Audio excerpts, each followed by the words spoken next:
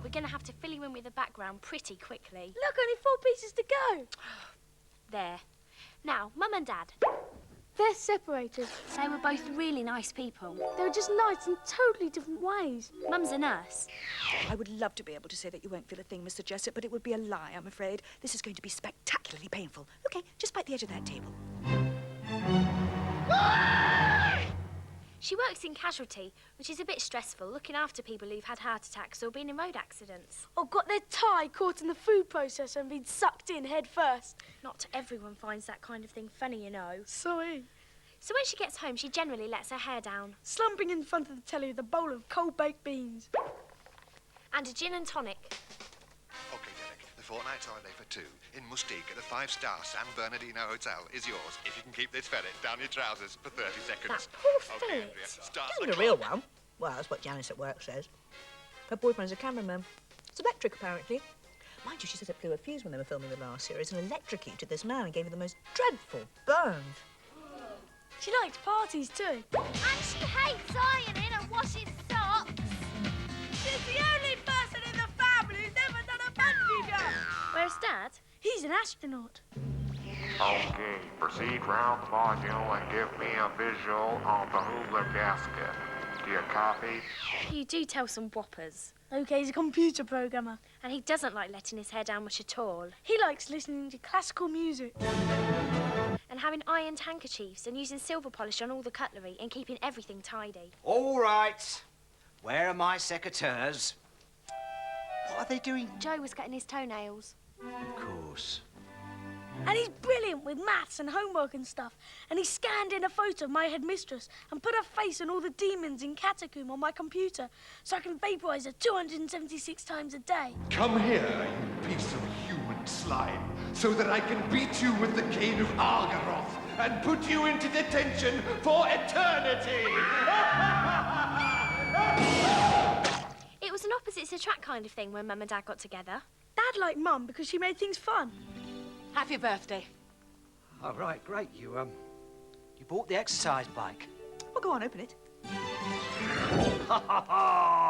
You did get me the Mozart. You should have seen your face. And Mum liked Dad because he was really kind and reliable and sorted. Jane, relax. You are going to be on that plane. There's the motorcycle courier now. Your passport will be at the airport in 45 minutes. And then it was an opposites drive each other up the wall kind of thing. Because Dad ended up doing all the ironing and sock washing, and Mum always left crusty bits of pie all over the plates whenever she did the washing up. And Dad didn't really like parties very much. Or bungee jumping. Or Mum leaving half-full bowls of baked beans all over the place. Oh! What brainless idiot left this here? This one, actually. Jane, this is a sofa. Sofas are for sitting on. Bowls of food go on the table. Stick your trousers in the washing machine and get those green cords from the wardrobe. Jane, I am meeting the managing director of Zhang Technology Systems in 20 minutes. It was awful. Mum even hit Dad with a frying pan once. But that was an accident. The handle came off. It was full of fried eggs and she was waving it at him. And we got kind of caught in the middle. That's it. You're cooking your own breakfast from now on. Sounds like an excellent idea to me. Hey, come on, I'm sure it was an accident. Oh, yeah, you should see the way she was waving that mess of his frying pan house. at me. You're behaving like children. Shut up!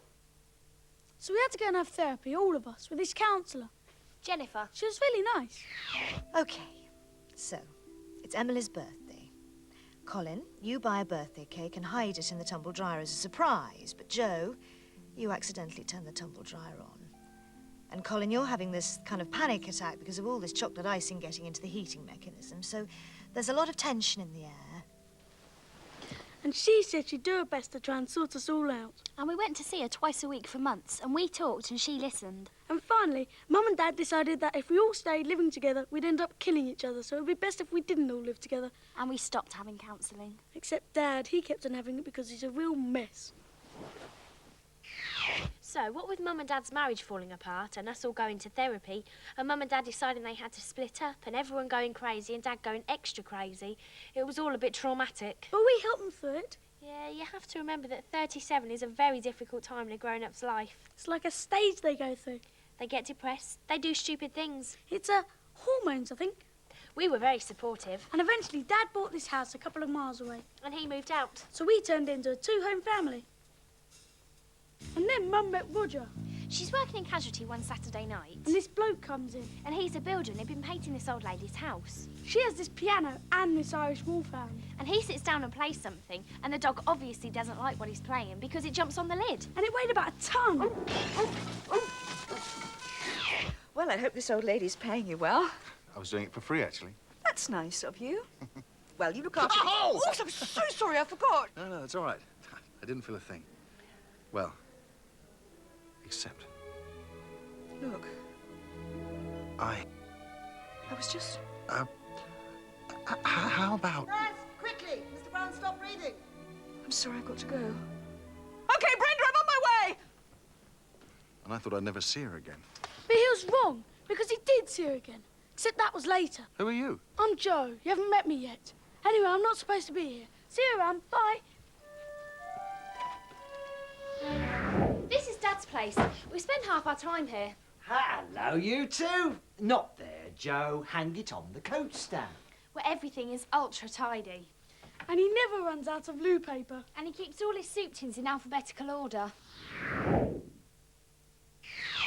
And his fridge is like an operating theatre. What is this? Bread mould. We're doing science with it.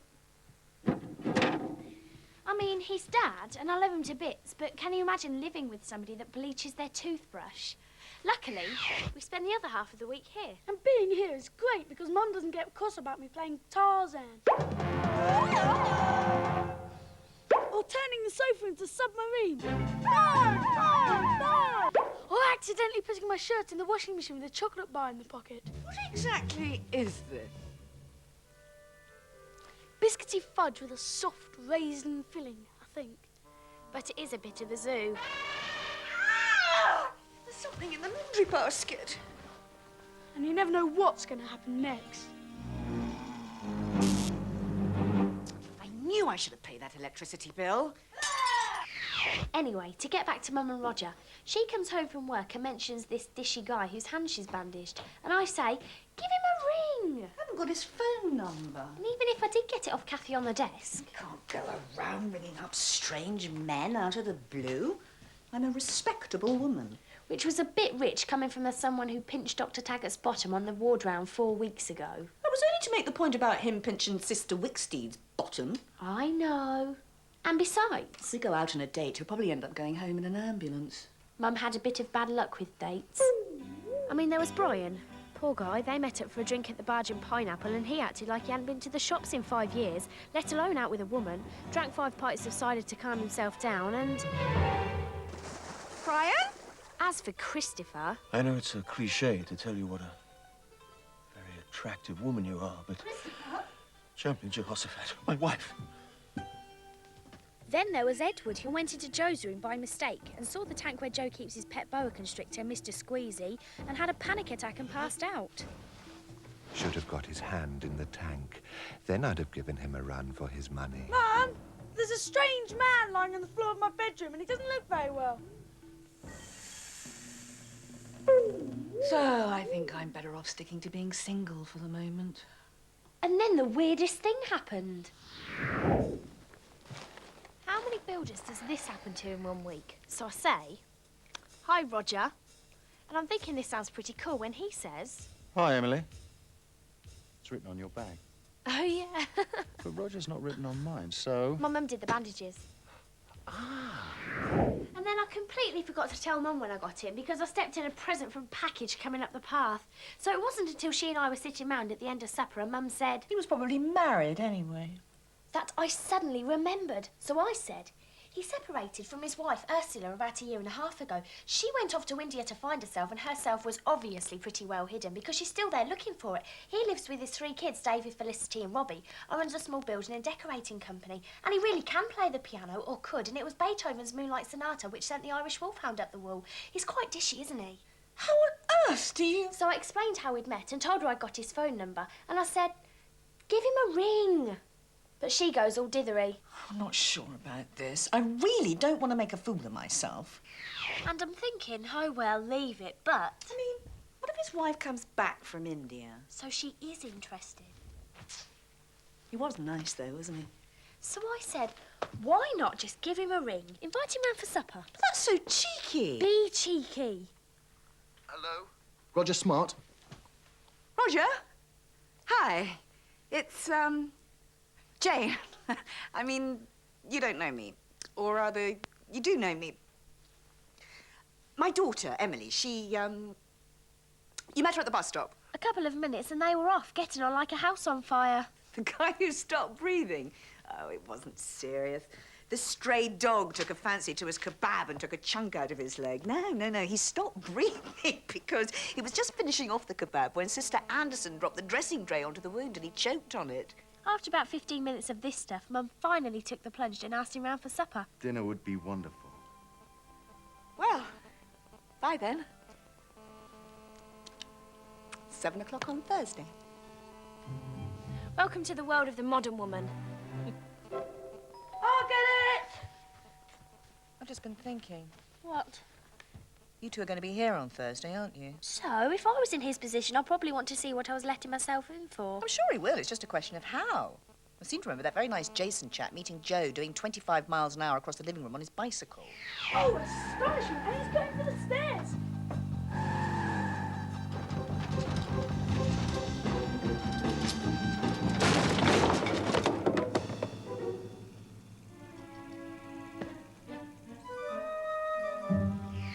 But he was only coming to mend the washing machine. I know, but the principle's the same. He was rather nice, wasn't he? Itching powder. Infield soap. Excellent. Toby, he's my best friend. He saw them advertised in the back of this comic, and they do loads of stuff, and they're really cheap. He got this whoopee cushion and these plastic flies you put into ice cubes, so the ice cubes melt and the flies float to the surface. Hey, throwing caps. Magic. Joe, listen. I'm inviting a friend round for dinner on Thursday. He's called Roger. Is he like a boyfriend? And you're going to fall in love with him and have to get divorced from Dad and then get married to him and he's going to move in and become our stepdad? Wasn't planning quite that far ahead. Good. Just checking. You see, he is sensitive about these things. I don't think anyone that shares their bedroom with a boa constrictor counts as sensitive. What's in that parcel, by the way?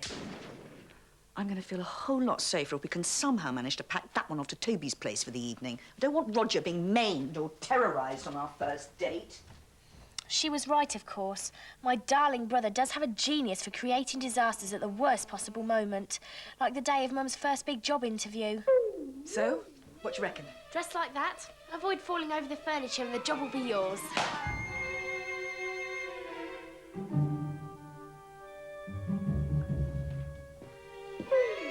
So, Mum rang Toby's mum and organised to have Joe disappeared for the evening, and Thursday rolled its way around. Mum got her hair done by Ramon down at Ciao-Bella next to the laundrette. What do you think? You'll knock him dead. Well, that won't be much use, will it? And we played five-a-side football against St Joseph's, and I scored a hat-trick. Oh, number 3! Sheer football heaven! A double chocolate goal with whipped cream and fudge sauce! Emily Parker, star striker and pin-up of the school football squad, and sadly the only team member that doesn't have serious acne, use aftershave like it's sheep dip, and think it's really funny to drop your pants and press your buttocks onto the window of a bus. But there you go. Whoa! My ball! Oh, what are you doing here? Me and Toby, we kind of played this practical joke on Toby's mum and got thrown out. I said he could come back here as well, but he said he'd just sit in the shed for a few hours until things had calmed down. Well, just keep your head down, all right? This is a big night for Mum, and don't mess it up.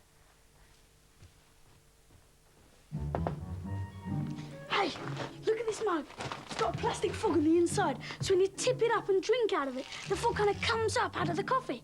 Brilliant, eh? I know, we can start with some. I mean, I'll put those really nice cordon bleu tortilla chip things out, of course. Look, just relax. He's coming round to see you. It's not a restaurant. I was wondering where you were. I've just had Toby's mum on the phone.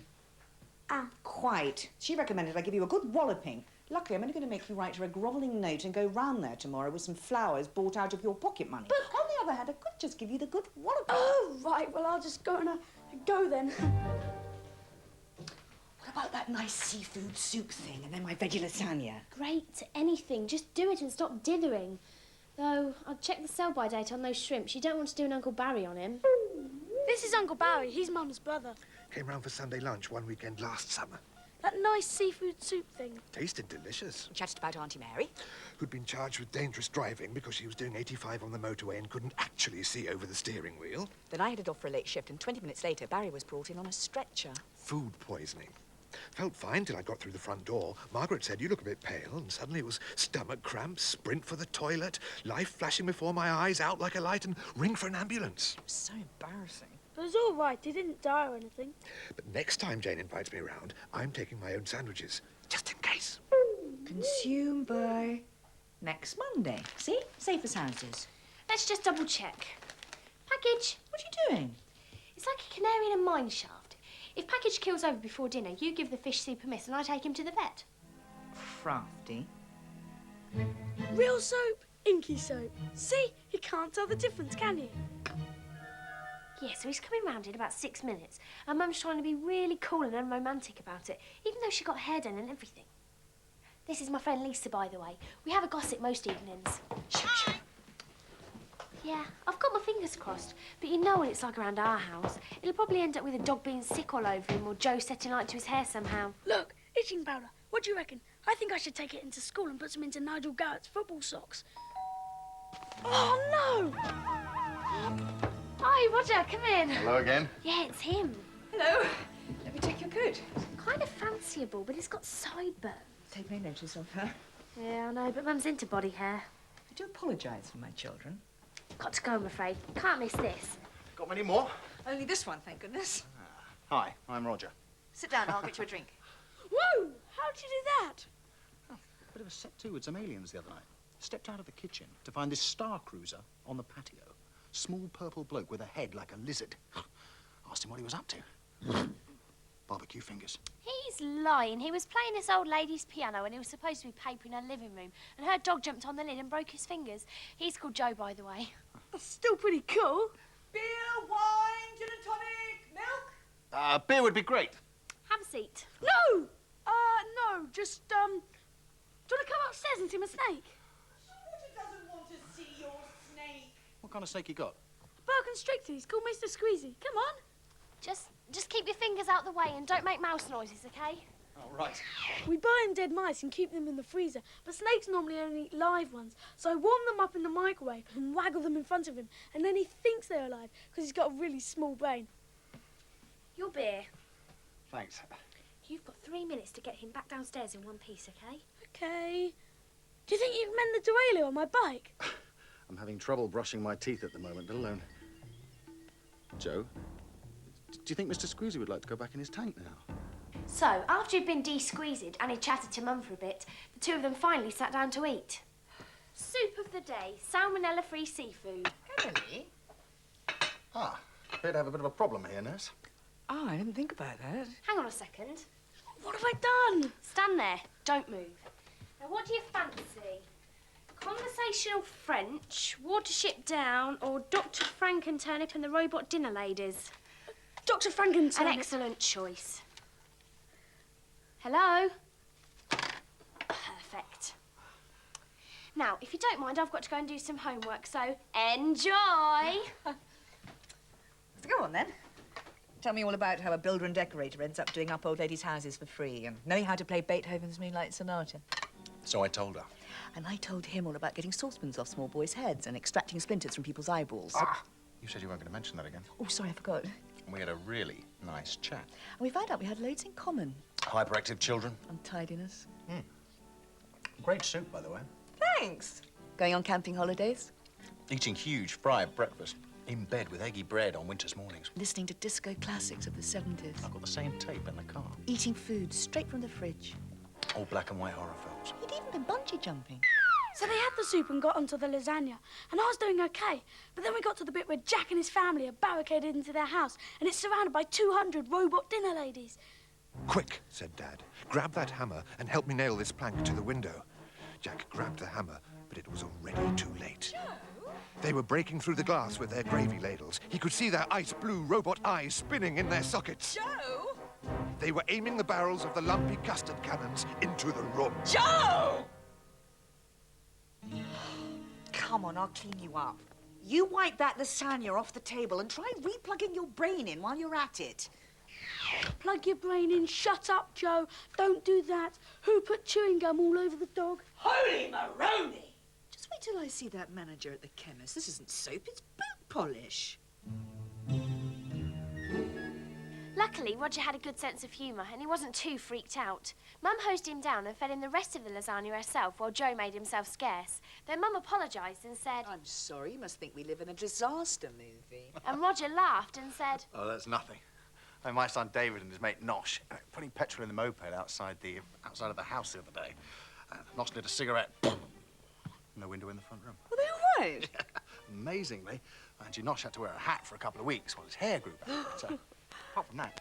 Are you okay? Yeah, I'm just a bit... Yeah, I know what you mean. If it's not fleas again, we shampooed package with that vile stuff only last weekend. Oh, it's all right. I'm sure it'll be fine. At which point I came in and asked Mum what on earth was happening. Something horrible in Roger's coffee cup, and I think packages managed to get this sofa infested with fleas again. Actually, there might be a simpler explanation. Itching powder. Joe! What? That was your frog mug, wasn't it? That wasn't real soap, was it? No. You'd think there was a limit to the number of moronic things a small boy could do in a day. The pièce de résistance was falling over and landing on the 47 throwing caps he had in his back pocket. Emily, can I buy a £5? What for? Well, I've got to buy a card and flowers for Toby's mum. Then I've got to take the cushion and the towel in the bathroom to the dry cleaners. And then... I thought this was coming out of your pocket money. It is, but I've still got to pay Toby back for the itching powder and the inky soap and the frog mug. You do realise you're never going to get anyone to fix your bike if you scare away every man that Mum brings round to this house? It was an accident. Kind of.